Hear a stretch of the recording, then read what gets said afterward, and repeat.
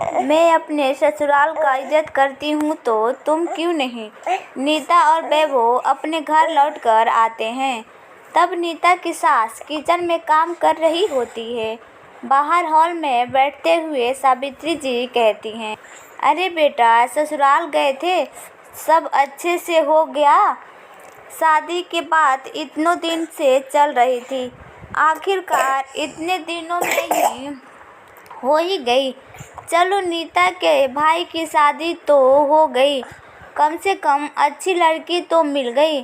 तब वैभव कहता है, अरे माँ, कहाँ की अच्छी शादी, लड़की वाले बड़े कंजूस थे।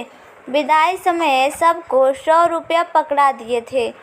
उनको ये तक पता नहीं है कि लिफाफे शगुन में रख कर दिए जाते हैं।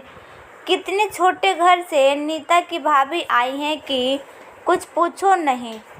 और तो और माँ, नीता के यहाँ खाने तक की व्यवस्था ढंग की नहीं थी। दोपहर का खाना भी कम पड़ गया था। इतना सब वो सुने जा रही थी। उसके कमरे तक उसकी आवाज़ आ रही थी। उसे ये सुनकर बहुत गुस्सा भी आ रहा था। वो अपने कमरे में कपड़े जमा कर रही थी और फिर उसका पति कमरे में कपड़े उतार कर टांगने आया। तभी उसके पति को समझ आ गया कि मेरे बातों का नीति का बुरा लग रहा है और वो उसे गुस्से में देख रही थी। तब वो एकदम चुप होकर बिना कुछ बोले बाहर आ गया।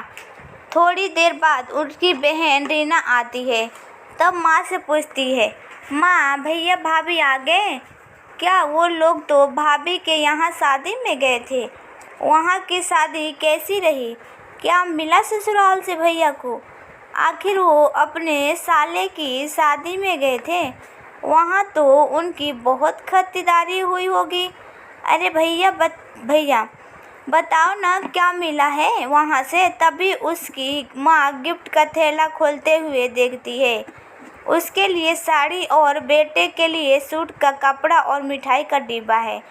उसकी माँ मिठाई खोलते हुए कहती है, ये कैसी मिठाई है? कम से कम लड़की दामाद को तो ढंग की मिठाई रखते। देसी घी को की भी ना लग रही है। माँ से उसकी बेटी रीना कहती है, माँ, भैया को कुछ सोने का नहीं मिला क्या?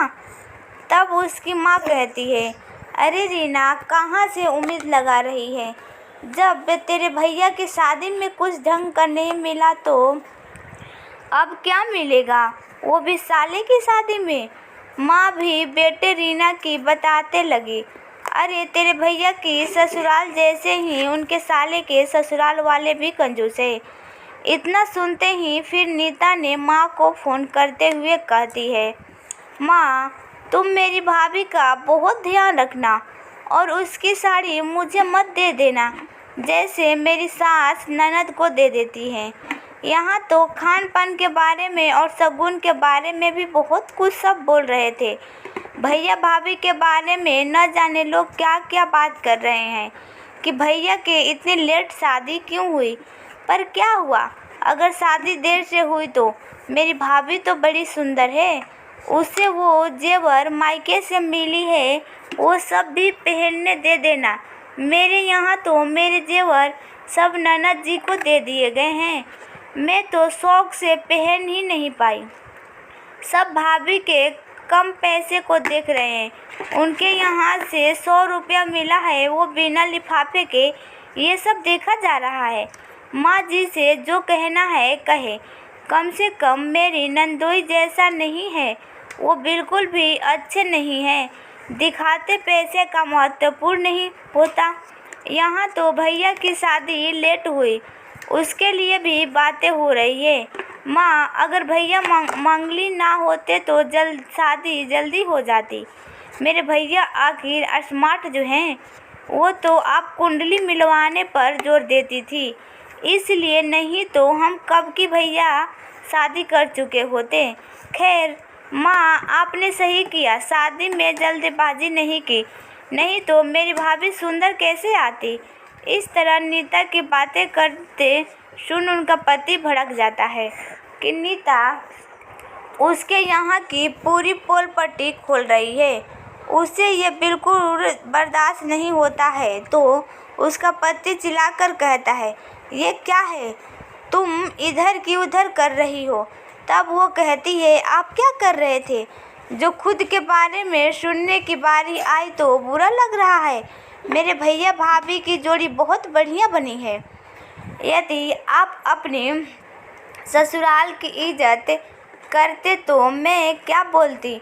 नहीं न, यदि आप अपने ससुराल की इज्जत नहीं कर सकते तो मेरे से उम्मीद क्यों रख रहे हो? इतना सुन उसके पति को समझ आता है कि उसे भी नहीं बोलना चाहिए था। तब उसकी बोलती बंद हो जाती है और इधर सासू माँ भी उसे गुस्से से देखने लगती है। तब उसकी बहन भी फ़ोन छुड़ाने लगती है। भाभी बस भी करो, घर के इज्जत और मान मर्यादा को बना कर तो रखो। फिर उसकी नज़र मोबाइल स्क्रीन पर पड़ती है तो देखती है कि मोबाइल तो स्विच ऑफ है। अरे भैया, मोबाइल तो ऑफ है। फिर नीता कहती है, हाँ मेरा मोबाइल तो ऑफ है। मेरी माँ ने ये नहीं सिखाया कि ससुराल की इज्जत उतारो। और श्रीमान जी और सासू माँ जी सबको मैं बता दूँ, मेरी माँ ने मेरी विदाई के समय ये नसीहत दे दी थी कि दोनों कुल की लाज मान सम्मान बना कर रखना, न मायके की इज्जत और न ही ससुराल की इज्जत पर आ जाने देना। ये दोनों परिवार तेरे अपने हैं। उन्होंने मुझे नसीहत दी थी कि दोनों की कमियां को कभी मत देखना। यदि ये देखने लगोगी तो कभी संतुष्ट नहीं रह पाओगी। इस तरह उसके पति बात सुनकर सासू माँ को लगा कि हम फालतू में बात कर रहे थे। आज नीता को हमारी बात चुभी है, इसलिए इतना बोल पाई। फिर ननद ने भी कहा, हाँ भाभी, हम लोग ही आपके मायके वाले का कमी सम्मान नहीं कर पाए। दिखावा करना तो आसान है पर हर कोई में उच्च संस्कार नहीं होते। आप हमारे घर की लक्ष्मी बनकर आई हैं और भैया की तरक्की होती गई और हम लोग आपके मायके से क्या मिला यही सोच बनाने में लगे रहें। तभी उसकी सासू माँ को लगा हम लोग नीता के मायके वालों को लेन देन से ही उन्हें तोलते रहे, पर वो असली चीज़ अपने बेटे को सिखा ही नहीं पाई कि ससुराल की उसे भी इज्जत करनी चाहिए। तब सासू माँ बोली, नीता, हमने जो कहा या तेरा साथ किया उसके लिए हमें माफ़ कर दे। अब से तेरे मायके वाले पर मैं कभी उंगली उठाने नहीं दूंगी। अब मैं समझ गई हूँ कि हर किसी के मायके की इज्जत प्यारी होती है। वैसे भी तुम्हें भी आज के बाद मैं अपने बच्चों को यही नसीहत दूंगी कि कभी किसी को सम्मान ना दे सको तो कम से कम उसकी इज्जत ना उतारो।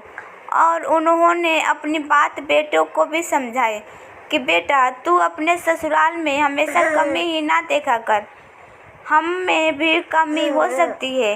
ये मान ले, यदि बहू ससुराल की इज्जत करती है तो बचाती है तो तुम्हें उसके मायके की इज्जत करनी होगी। तब वो कहता है, हाँ माँ, हम कितनी गलत करते हैं जो कि हमें नहीं करना चाहिए था। अब से हम ऐसा नहीं करेंगे।